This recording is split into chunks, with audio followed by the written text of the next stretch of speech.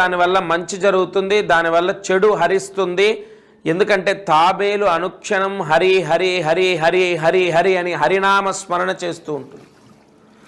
అటువంటి జపం చేసేటటువంటి ఏ జీవి ఇంట్లో ఉన్నా ఒక అద్భుత యోగాన్ని యజమాని పొందుతాడు.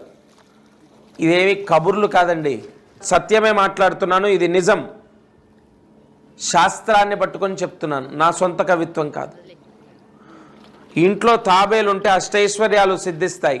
ఇంట్లో తాబేల్ని పెంచడం ద్వారా అరిష్టం తొలగిపోతుంది.